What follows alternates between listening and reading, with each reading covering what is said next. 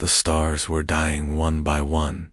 Admiral Kale Thara pressed his six-fingered hand against the cold metal wall of his ship's bridge. Through the massive viewing window, he watched another coalition vessel explode in silent fire. The Zentari Republic had lost 12 ships in the last hour. The Mollusk Federation had lost 20. The insect-like Vorth Empire was winning this war, and everyone knew it. "Sir, the destroyer Silver Wind is not responding," reported his communications officer. Her voice shook with fear that she tried to hide. Kale Thara closed his large, dark eyes. The Silver Wind carried 300 souls, good people who had families waiting for them on distant worlds. Now they were gone, consumed by the living ships of the Vorth. "Mark them as lost," he said quietly. "Continue the retreat." The Vorth bioships moved through space like giant sea creatures swimming through dark water. Their hulls were not made of metal like normal ships. Instead, they were grown from some terrible alien flesh that could heal itself when damaged. Weapons that should have destroyed them barely left scratches. Worse, the bioships seemed to learn from each attack, growing stronger and more resistant. Commander Zephyros walked up to the Admiral. His blue skin had turned pale with stress. "Sir, we are receiving a message from the outer colonies. The Vorth have broken through the Kepler defense line." The news hit Kale Thara like a physical blow. The Kepler defense line was supposed to hold for months. It had lasted 3 days. "How many ships did we lose?" "All of them, sir. 200 vessels and their crews." The bridge fell silent, except for the soft humming of the ship's engines. Every officer present understood what this meant. The Vorth were now only 2 star systems away from the core worlds. Billions of lives hung in the balance. "Sir," the communications officer spoke again. "We are receiving a priority message from High Command. Put it through." The holographic projector in the center of the bridge flickered to life. The image of Supreme Chancellor Mordok appeared, his ancient face marked with deep lines of worry. Behind him, Kalthara could see the chaos of the war room on the capital planet. "Admiral Kalthara," the Chancellor began, "I will be direct. Our situation is hopeless. The Vorth fleet numbers in the thousands. They have consumed the genetic material of dozens of species, making their bioships stronger with each victory. Our conventional weapons are useless against them." The Admiral straightened his tall frame. "What are your orders, Chancellor?" "We have sent a message into the unknown regions of space. A call for help to any species that might hear us. It is a desperate measure, but we have no choice." "Sir, what species could possibly help us that has not already fallen to the Vorth?" The Chancellor's expression grew grim. "According to our star charts, there is one region of space that the Vorth have never entered, a section that appears to be controlled by a species that calls itself humanity. We know nothing about them, except that they seem to have kept the Vorth away from their territory." Kale Thara felt a small spark of hope. "Have they responded to our message?" "Not yet. But Admiral, you must understand something. If these humans do not help us, we will implement Protocol 7. The Admiral's blood turned cold. Protocol 7 meant the destruction of all core worlds to prevent the Vorth from claiming them. It was a plan born of desperation, designed to deny the enemy their greatest prize, even if it meant killing billions of their own people. "How long do we have?" Kyle Thara asked. 72 hours.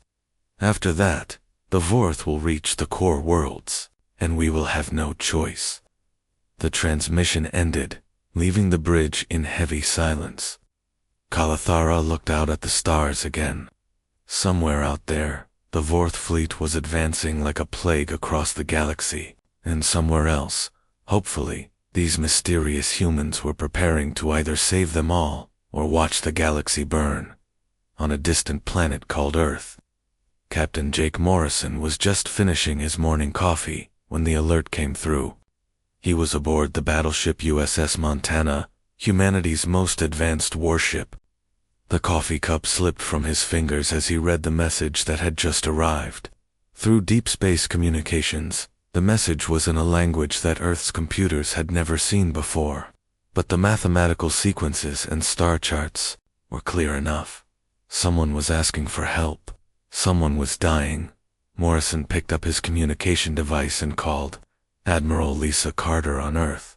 Her face appeared on his screen within seconds. "You got the message too?" she asked without any greeting. "Yes, ma'am. What do you make of it?" Carter's expression was serious. "Our linguists are working on translating it, but the meaning is clear. There's a war happening out there, and whoever sent this is losing badly." Morrison leaned back in his chair. Humanity had always wondered if they were alone in the universe. Now they knew they were not. But they were also learning that the universe was a dangerous place. "Admiral, what are your orders?" "I'm calling an emergency session of the Earth Defense Council. In the meantime, prepare your fleet for possible deployment. If we decide to help these aliens, we'll need to move fast." Morrison nodded. "How many ships should I prepare?" "All of them, Captain. If we're going to war, we're going to war properly." After the transmission ended, Morrison stood and walked to his ship's viewing port.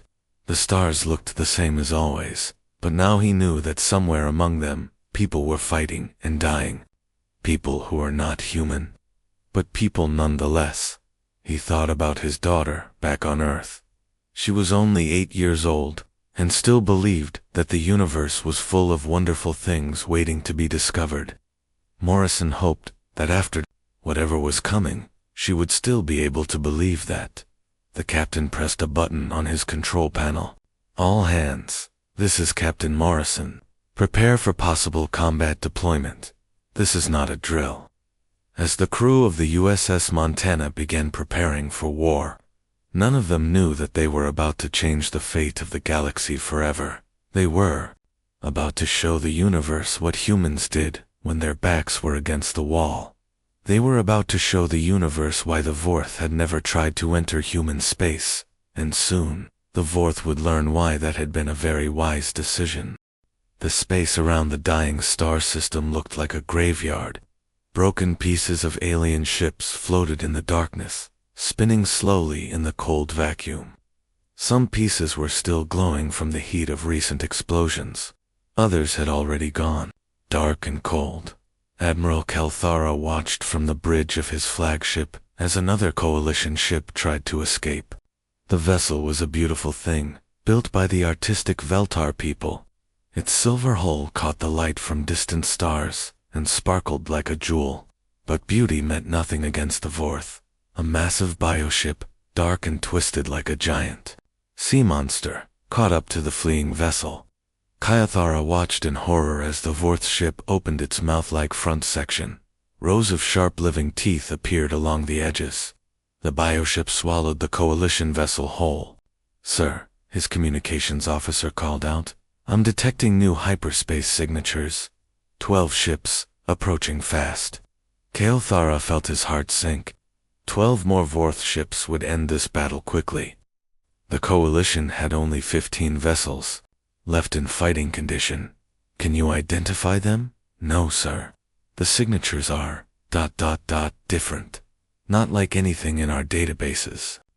The new ships appeared suddenly, dropping out of hyperspace in perfect formation. Kayathara stared at them in amazement. These ships were not like the organic curves of coalition vessels or the twisted flesh of Vorth bioships. They were angular and sharp, made of gray metal that looked hard as stone.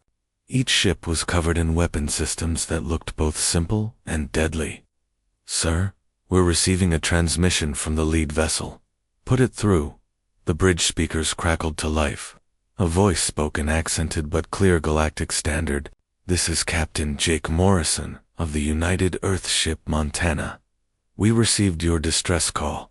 Are you the coalition forces?" Kayathara could barely speak. "Yes, yes, we are."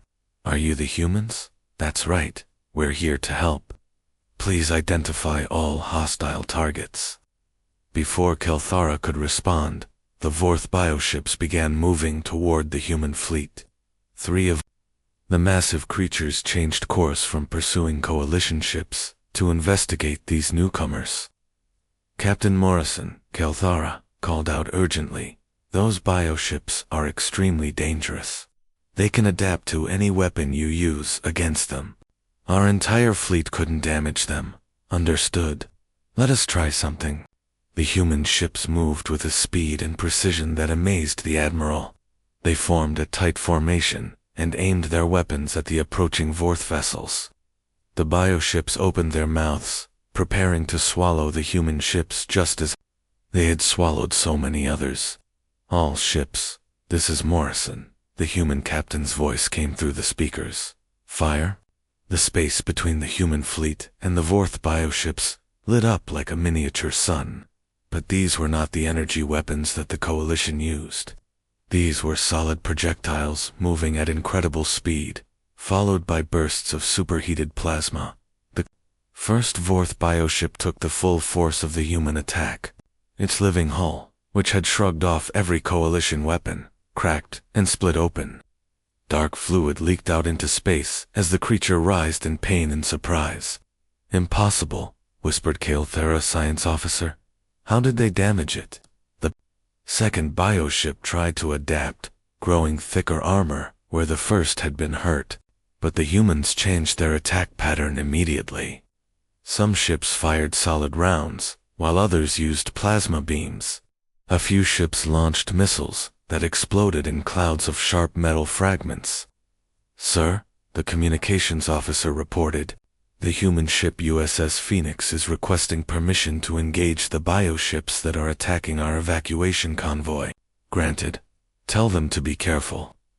Commander Amy Rodriguez piloted the destroyer USS Phoenix toward a group of Vorth bioships that were chasing Coalition evacuation vessels.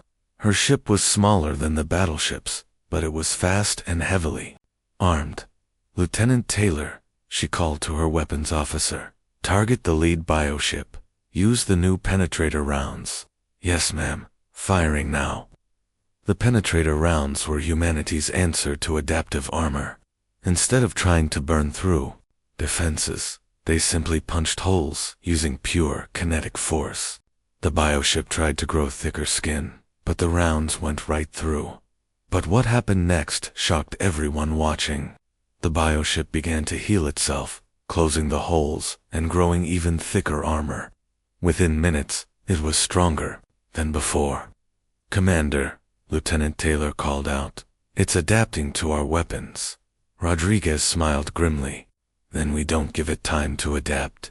All ships, concentrate fire on target 1.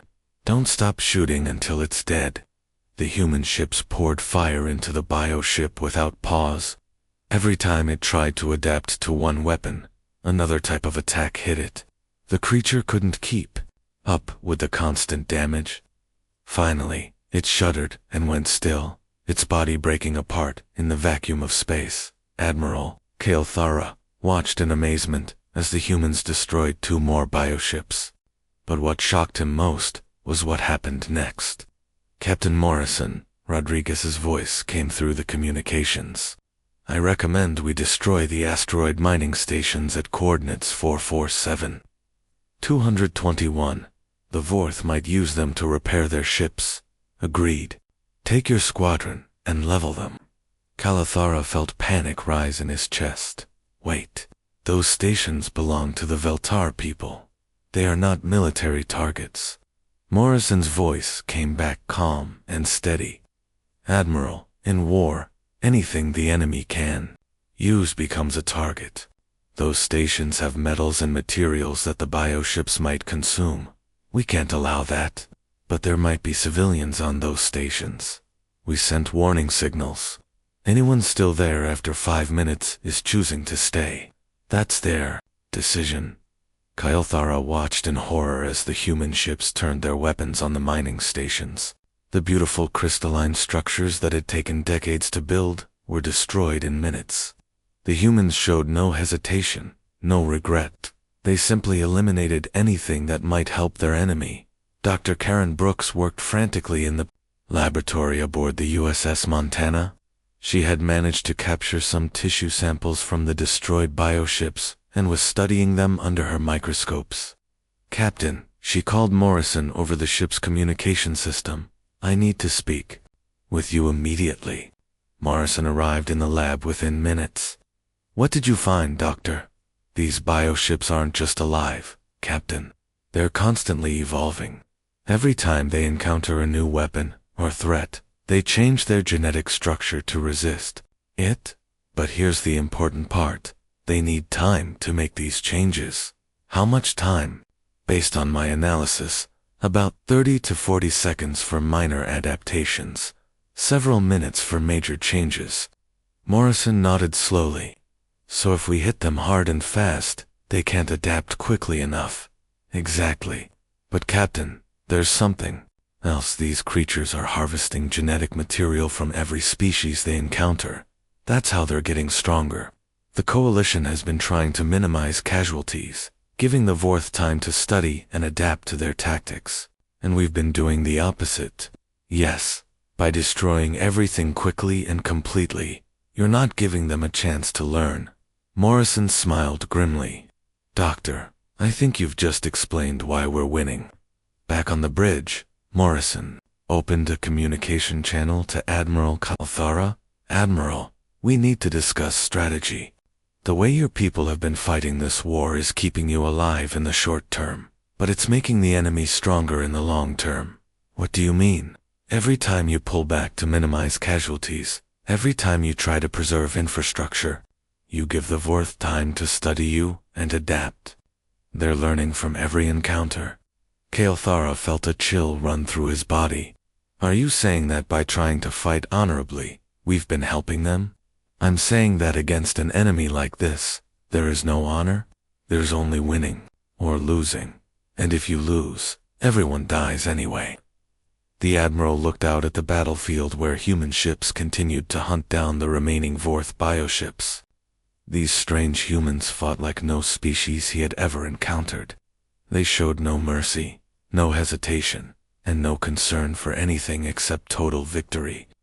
"Captain Morrison," he said quietly, "what kind of people are you?" Morrison's voice came back flat and emotionless. "We're the kind of people who survive, Admiral, no matter what it costs." As the last Vorth bioship in the system was destroyed, Kalthara realized that the galaxy had just changed forever.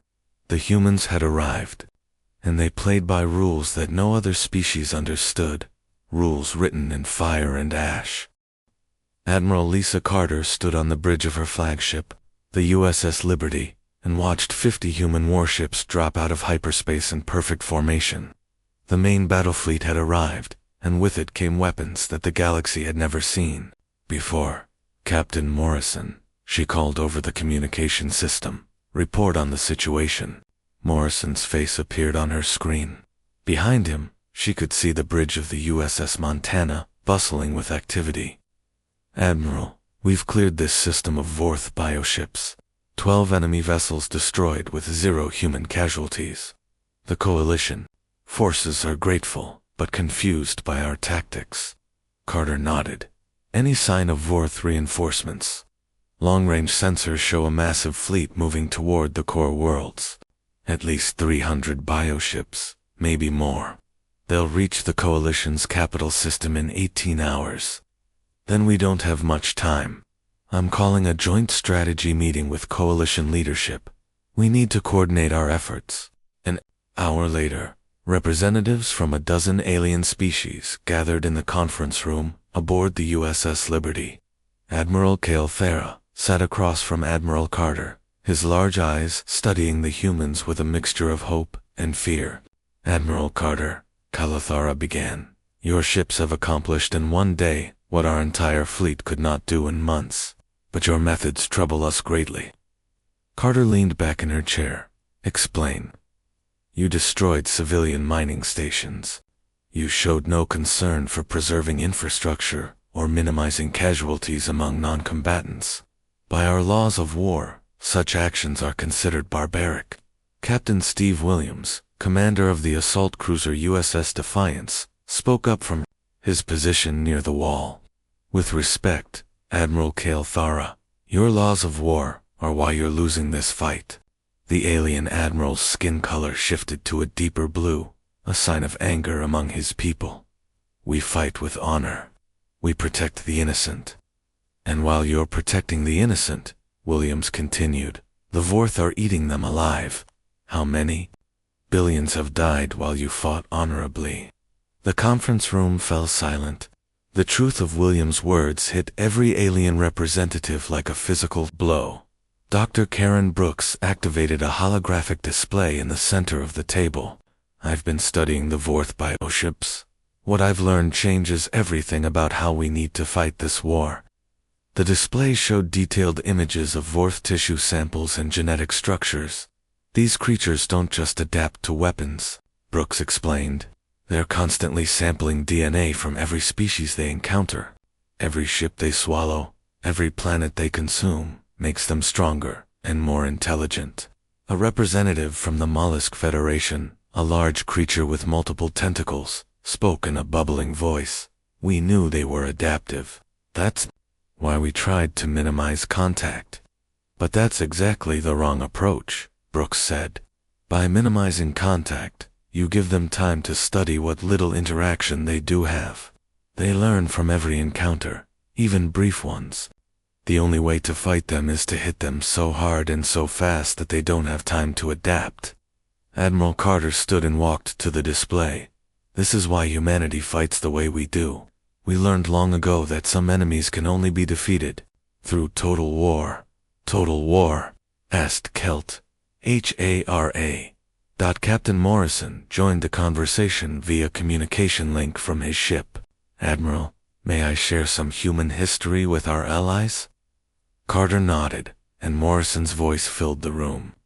300 years ago, humanity faced an enemy that sought to exterminate us completely. We had a choice: fight by the rules of civilized warfare and die with honor, or abandon those rules and do whatever it took to survive. The alien representatives listened in fascination as Morrison continued.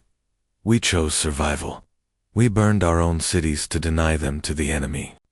We poisoned our own water supplies rather than let them be captured. We turned entire continents into wastelands. It was horrible, but we won. And this is how you always fight? Asked the mollusk representative. When survival is at stake, yes, Carter answered. We call it the doctrine of total war. When faced with an enemy that seeks complete destruction, you must be willing to destroy everything to stop them. Kael'thara shifted uncomfortably in his seat. But surely there must be limits, rules that even in war cannot be broken. Captain Williams stepped forward. Admiral, let me ask you something. If the Vorth reach your home world, what will they do to your people? They will ... They will consume them, use their genetic material to make themselves stronger. And your children, your families?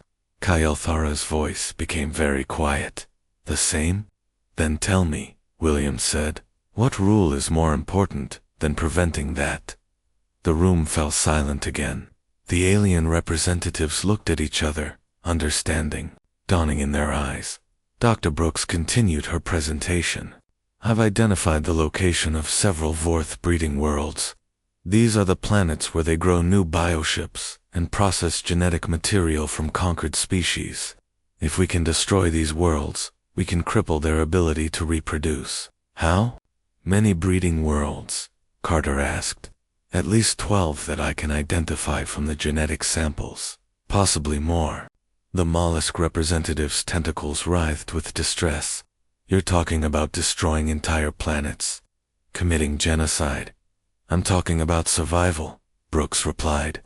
The Vorth have already committed genocide against dozens of species. They're planning to commit genocide against all of you. The only question is whether we stop them first. Admiral Carter looked around the room at the alien faces. She could see the struggle in their eyes, the conflict between their civilized nature and the harsh reality they faced. I understand this is difficult, she said, but you have to make a choice. Fight like us and have a chance to win, or fight like you always have, and watch everything you love disappear. Kael'thera was quiet for a long moment. Finally, he spoke. What do you need from us? Complete cooperation, Carter replied. No holding back. No trying to preserve Vorth assets for study. No mercy. When we engage the enemy, we destroy everything. Over the next several hours, the combined human and Coalition fleets prepared for the largest space battle in galactic history. Captain Morrison briefed his officers on the new strategy. We're going to hit the main Vorth fleet before it reaches the Coalition core worlds, he explained. Admiral Carter has deployed our new weapon ships, including the USS Ragnarok under Admiral Paul Martinez. Lieutenant Ben Taylor, the weapons officer, raised his hand. Sir, what exactly is the USS Ragnarok equipped with? Morrison's expression became grim. Stellar compression bombs. Weapons that can trigger artificial supernovas. The bridge crew fell silent. Even by human standards, that was an extreme weapon. Sir, Taylor asked quietly, are we really prepared to destroy entire star systems? Morrison looked out at the stars, through the bridge viewing port.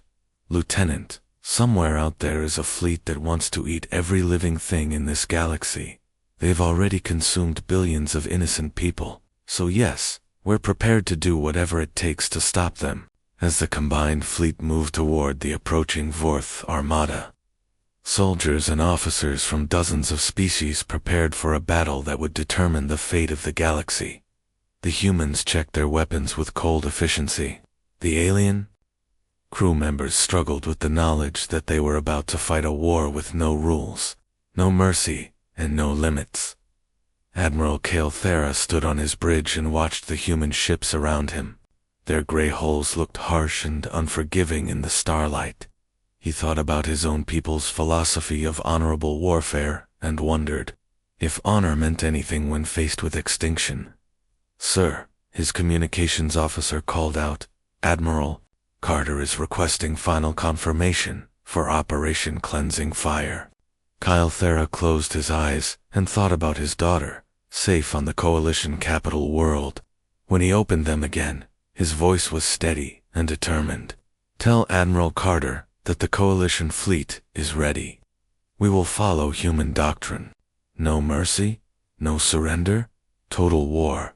As the words left his mouth, Kael'thera realized that the galaxy would never be the same.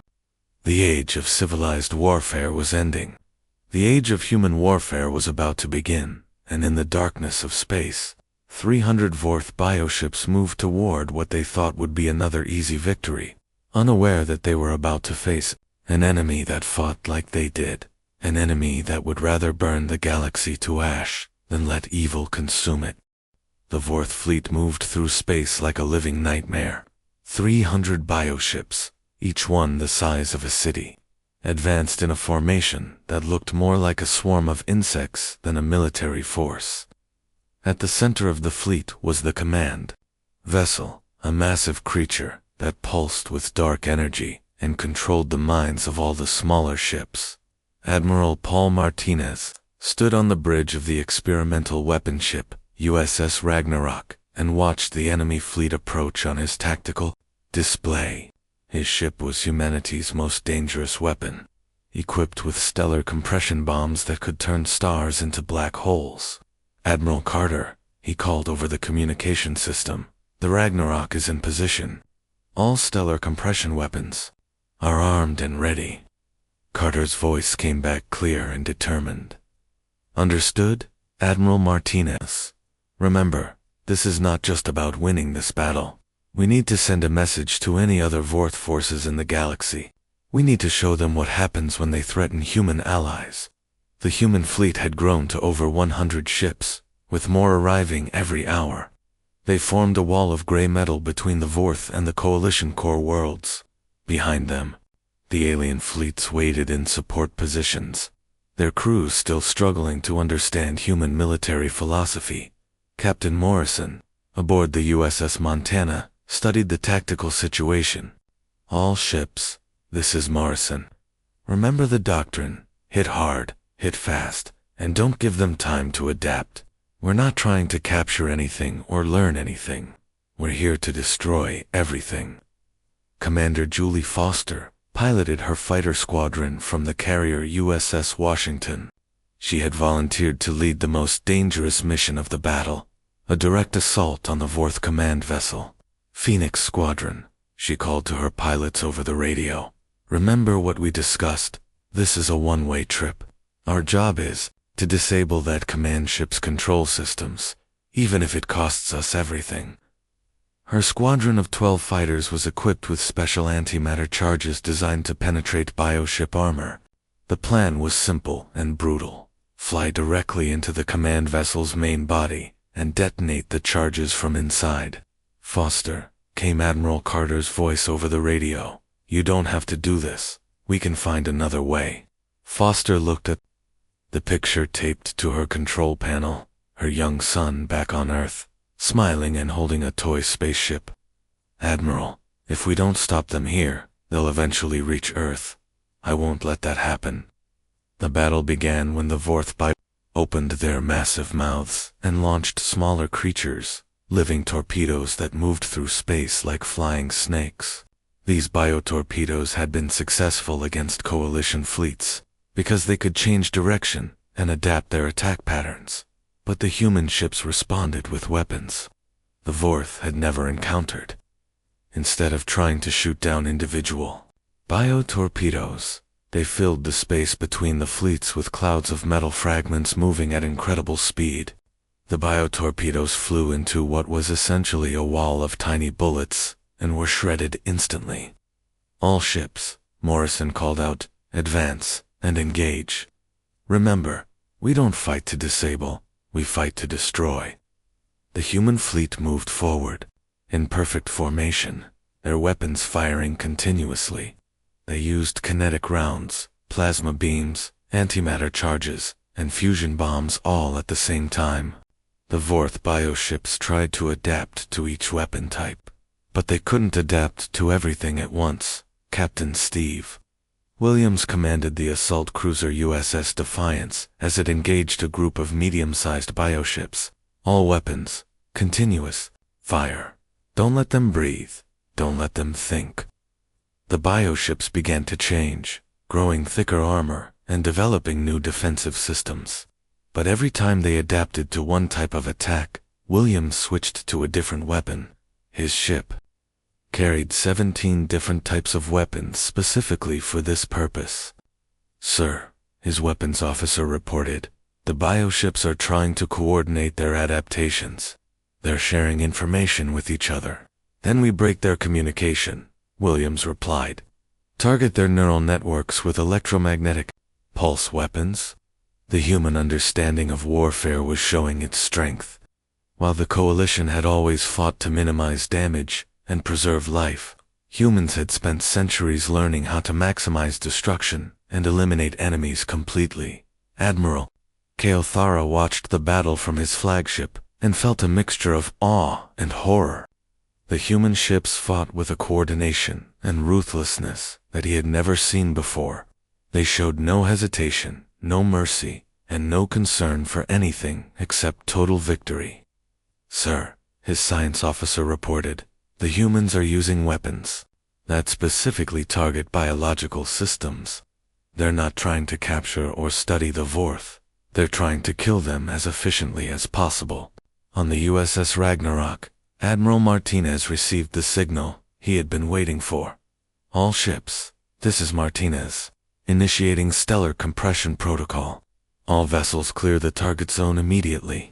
The stellar compression bombs were humanity's most terrifying weapon.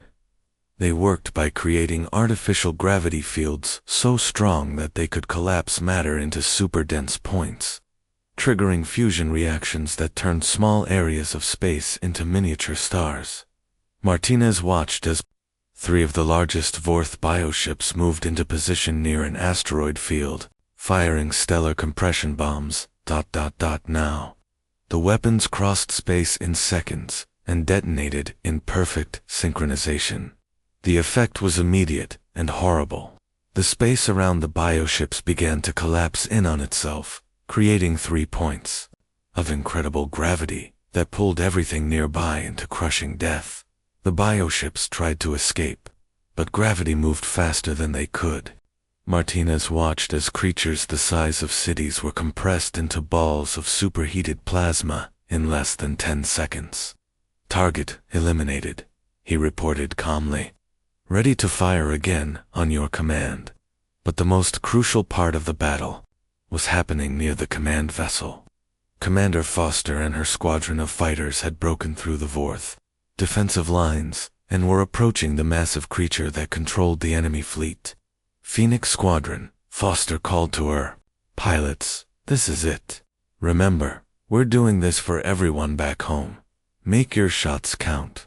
The command vessel was the largest bioship any human had ever seen. It was over 10 miles long and covered with defensive systems that looked like giant tentacles and claws.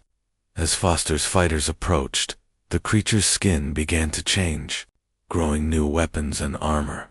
"It's adapting to our approach," reported one of her pilots. "Growing point defense systems. Then we go in fast and hard," Foster replied. "All fighters, maximum speed. Don't give it time to finish adapting." The fighters dove toward the command vessel, like arrows shot from a bow.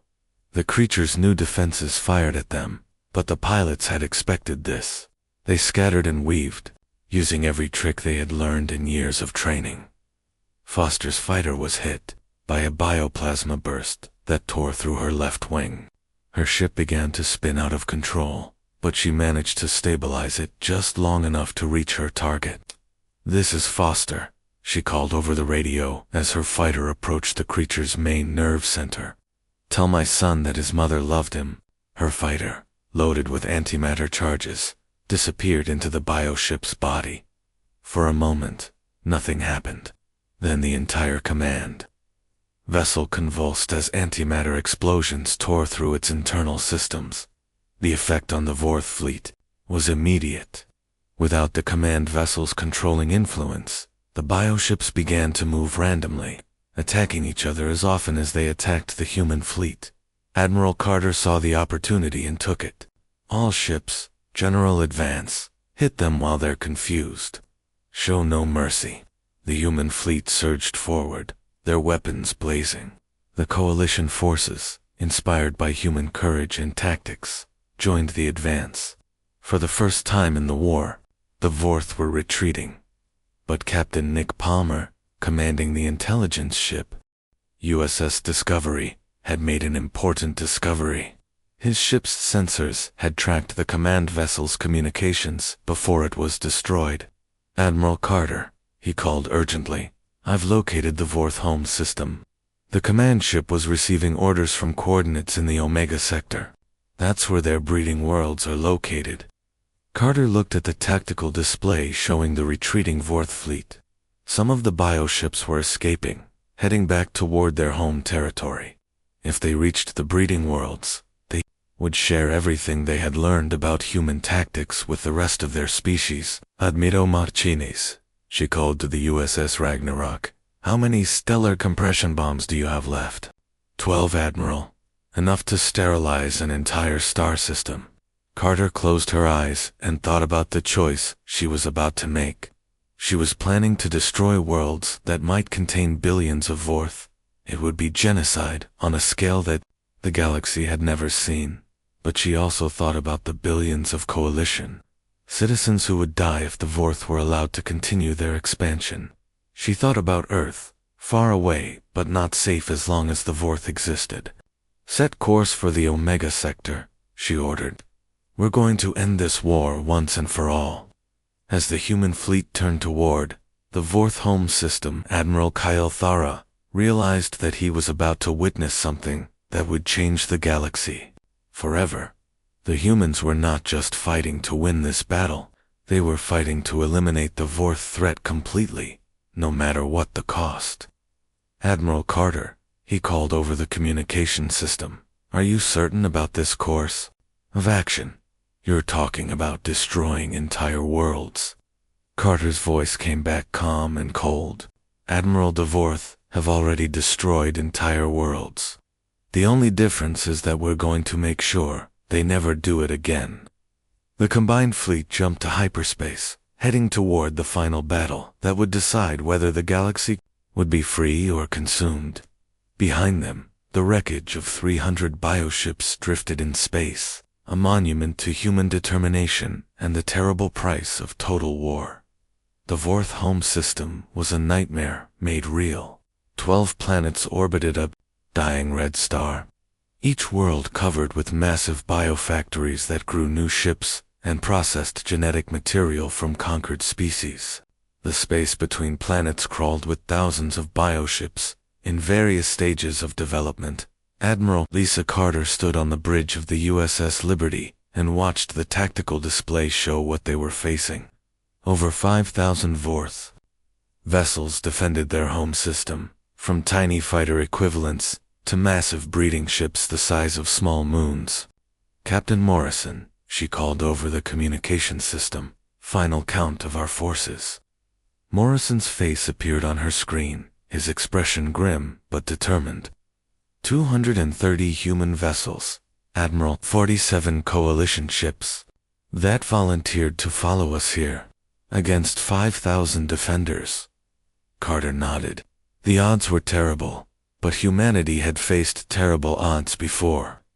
"Admiral Martinez, status of the stellar compression weapons."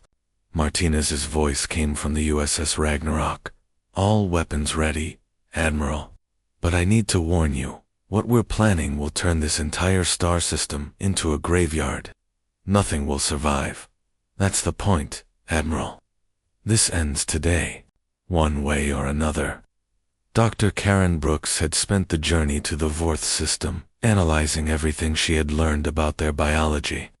Her findings were displayed on screens throughout the human fleet. "All ship commanders," she announced over the general communication channel, "I've identified the key breeding facilities on each planet. These are the structures that create new bioships and process genetic material. If we can destroy all 12 breeding worlds, the Vorth species will be functionally extinct within 50 years. Captain Steve Williams, aboard the USS Defiance, studied the targeting data. "Doctor, are there any civilian populations on those worlds?" "Non-combatants." Brooks' voice was quiet when she answered. "Captain, the Vorth don't have civilians as we understand them. Every member of their species is part of their military structure. They're a hive mind focused entirely on conquest and consumption." The human fleet approached the outer edge of the Vorth system in battle formation. The defending bioships moved to intercept them, their movements coordinated by massive command vessels that floated near each breeding world. "All ships," Carter ordered, "implement Protocol Omega. No mercy, no survivors. Complete sterilization of all hostile forces." The battle began with an exchange of fire that lit up space like a miniature galaxy. The Vorth launched clouds of biotorpedoes and living fighters. The humans responded with kinetic barriers and plasma walls that incinerated everything they touched. But this battle was different from previous engagements. The Vorth were fighting to protect their home, and they had had time to prepare. Their bioships had been modified specifically to counter human tactics. Admiral Morrison reported as his ship shook under enemy fire. "They've adapted to our weapons. Their armor is resisting our kinetic rounds, and they're using some kind of energy field to deflect our plasma beams." Carter watched as 3 human destroyers were overwhelmed by swarms of small biofighters. The creatures had learned to work together, focusing their attacks on single targets instead of spreading their fire. "All ships, implement Plan Charlie," she ordered. "If they want to play adaptation games, we'll show them what humans do when our backs are against the wall." Plan Charlie was the most extreme military doctrine humanity had ever developed. It involved the systematic destruction of everything in the combat zone, including your own forces, if necessary, to deny the enemy any possible victory. Admiral Martinez received the order and felt a chill run down his spine. "Admiral Carter, Plan Charlie requires the detonation of stellar compression bombs while our own forces are still in the system. We'll lose ships. I know, Admiral, but if we don't stop them here, they'll learn how to fight us and spread that knowledge to other Vorth fleets. This is our only chance to end the threat completely. Captain Nick Palmer, aboard the intelligence ship USS Discovery, had been monitoring Vorth communications. Admiral, I'm detecting massive data transmissions from the command vessels to other star systems. They're sharing everything they learn about our tactics with other Vorth populations. That confirmed Carter's worst fears. If any of the command vessels escaped, humanity's tactical advantage would be lost forever. All ships, new priority target, she announced. Ignore everything else. Destroy every command vessel in this system. Use whatever force necessary. The battle became a race against time. Human ships dove through clouds of biofighters, taking terrible damage to reach the massive command vessels. Some ships rammed their targets when their weapons failed. Others detonated their own reactors inside enemy bioships. Commander Amy Rodriguez, aboard the USS Phoenix, led a squadron of destroyers in an attack on the largest command vessel. Her ship had lost half its weapons and most of its armor, but she pressed the attack. All ships, she called to her squadron, we're going in. Follow me, and remember, we're not just fighting for ourselves, we're fighting for every species that the Vorth have consumed and every species they plan to consume. Her ships charged directly at the command vessel, their remaining weapons firing continuously. The massive bioship tried to adapt its defenses, but Rodriguez had learned something important about Vorth biology. They could adapt to known threats, but they struggled with completely unexpected tactics. All ships, ramming speed, she ordered. Take us right down their throats. The USS Phoenix and 3 other destroyers crashed into the command vessel's main body, their fusion reactors overloading on impact. The explosion tore the creature apart from the inside, sending shock waves through the Vorth defensive network. But the cost was terrible. Rodriguez and her entire squadron were gone, along with 800 brave souls who had chosen to sacrifice themselves for victory. Admiral Calthera watched the battle from his flagship and felt sick to his stomach. The humans were fighting with a desperation and brutality that went beyond anything he had ever imagined. They were literally throwing themselves at the enemy, with no regard for their own survival. Sir, his communications officer reported, the human Admiral Carter is requesting all coalition ships to retreat to minimum safe distance. Why? His answer came when Admiral Martinez announced over the general communication channel, all ships, this is the USS Ragnarok, initiating stellar compression bombardment in 60 seconds. All friendly forces clear the inner system immediately. Kayla realized what the humans were planning. They were going to collapse the Vorth star itself, turning the entire system into a black hole. It would kill every living thing within light years, including any human ships that couldn't escape in time. Admiral Carter, he called urgently. You still have over 40 ships in the inner system. They'll never make it out in time. Carter's voice came back calm and determined. I know, Admiral, they know too. But this is the only way to be sure we get all the command vessels. Captain Morrison, still fighting near the 5th planet, received the warning with grim acceptance. All ships, this is Morrison. We have 50 seconds to destroy as many breeding facilities as possible. Make them count. The remaining human ships in the inner system turned their weapons on the planetary breeding facilities, pouring everything they had into the structures that created new Vorth massive biofactories that had taken centuries to grow were destroyed in minutes. 30 seconds, Martinez announced. Morrison looked around his bridge at his crew. They all knew they weren't going to escape, but they also knew that their sacrifice would save billions of lives. Crew of the USS Montana, he said over the ship's communication system, it has been an honor to serve with you. Tell the galaxy that we did our duty. 10 seconds. The stellar compression bombs detonated simultaneously around the Vorth star. The effect was immediate and catastrophic. The star's core collapsed in on itself, creating a gravity well so intense that space-time itself began to bend and tear. Admiral Carter watched from the edge of the system as the star became a black hole in less than 30 seconds. The 12 breeding worlds, thousands of bioships, and 43 human vessels were pulled into the crushing darkness and destroyed completely. The Vorth home system, which had existed for millions of years, was gone. In its place was a black hole that would serve as a monument to the price of total war. "Admiral," her communications officer reported quietly, "we're receiving signals from other star systems. Word of what happened here is spreading throughout the galaxy." Carter looked at the tactical display showing the black hole where the Vorth homeworld had been. "What kind of signals?" "Surrender offers, Admiral. 3 Vorth colonies are requesting terms. They're offering to submit to coalition authority rather than face human retaliation." For the first time in months, Carter allowed herself to feel hope. Send the same message to all Vorth populations. Complete surrender and relocation to designated worlds under coalition supervision, or face the same fate as their homeworld. Over the following weeks, the remaining Vorth colonies chose surrender, rather than destruction. The species that had terrorized the galaxy for centuries became refugees, relocated to barren worlds under strict supervision. But the victory came with a price that would haunt the galaxy forever. The coalition species looked at their human allies with a mixture of gratitude and fear. They had been saved, but they had also learned what humanity was capable of when pushed to the extreme.